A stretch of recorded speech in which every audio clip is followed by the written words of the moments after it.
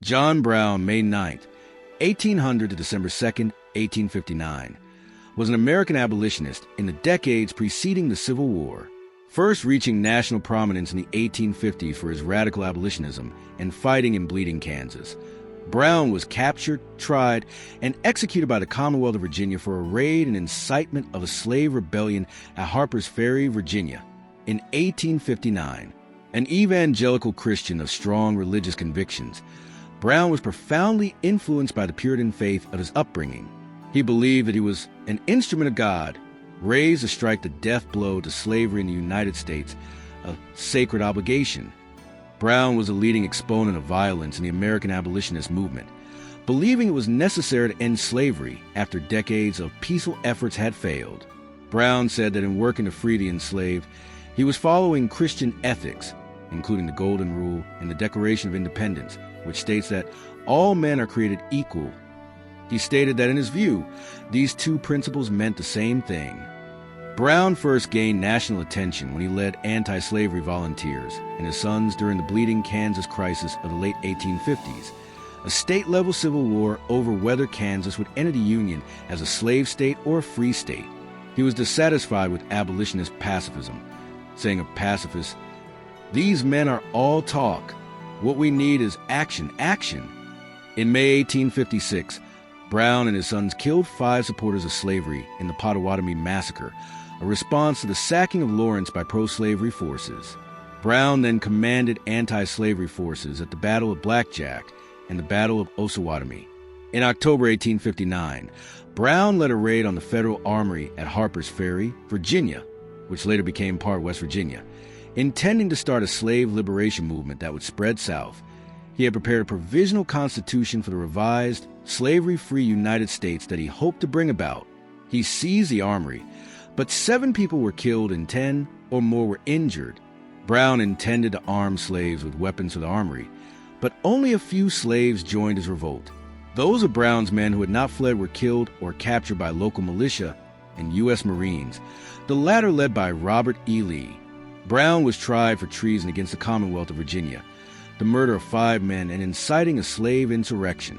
He was found guilty of all charges and was hanged on December 2nd, 1859, the first person executed for treason in the history of the United States. The Harpers Ferry raid and Brown's trial, both covered extensively in national newspapers, escalated tensions that in the next year led to the South's long-threatened secession from the United States and the American Civil War. Southerners feared that others would soon follow in Brown's footsteps, encouraging and arming slave rebellions. He was a hero and icon in the North. Union soldiers marched to the new song, John Brown's Body, that portrayed him as a heroic martyr. Brown has been variously described as a heroic martyr and visionary, and as a madman and terrorist.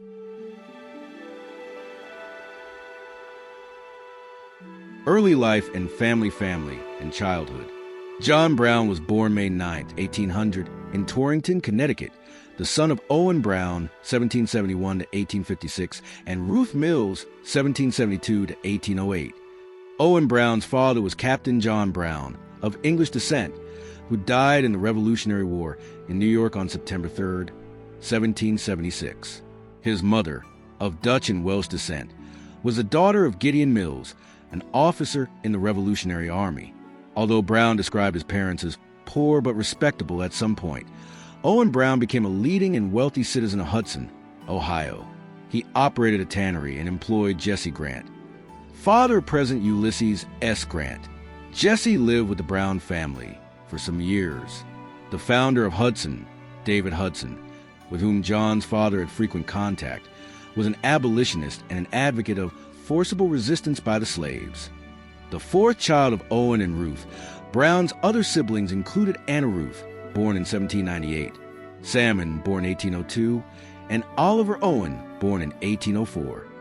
Frederick, identified by Owen as a 6th son, was born in 1807. Frederick visited Brown when he was in jail, awaiting execution. He had an adopted brother, Levi Blakesley, born some time before 1805. Salmon became a lawyer, politician, and newspaper editor. While Brown was very young, his father moved the family briefly to his hometown, West Simsbury, Connecticut. In 1805, The family moved again to Hudson, Ohio, in the Western Reserve, which at the time was mostly wilderness. It became the most anti-slavery region of the country. Owen hated slavery and participated in Hudson's anti-slavery activity and debate, offering a safe house to Underground Railroad fugitives. Owen became a supporter of Oberlin College after Western Reserve College would not allow a black man to enroll. Owen was an Oberlin trustee from 1835 to 1844.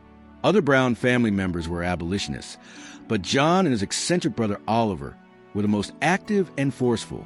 John's mother Ruth died a few hours after the death of a newborn girl in December 1808. In his memoir, Brown wrote that he mourned his mother for years. While he respected his father's new wife, Sally Root, he never felt an emotional bond with her. Owen married a third time to Lucy Hinsdale, a formerly married woman. Owen had a total of 6 daughters and 10 sons.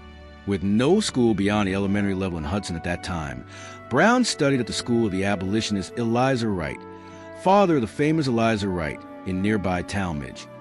41 in a story he told to his family when he was 12 years old and away from home moving cattle. Brown worked for a man with a colored boy who was beaten before him with an iron shovel. He asked the man why he was treated thus, and the answer was that he was a slave. According to Brown's son-in-law, Henry Thompson, it was that moment when John Brown decided to dedicate his life to improving African Americans' condition. As a child in Hudson, John got to know local Native Americans and learned some of their language. He accompanied them on hunting excursions and invited them to eat in his home.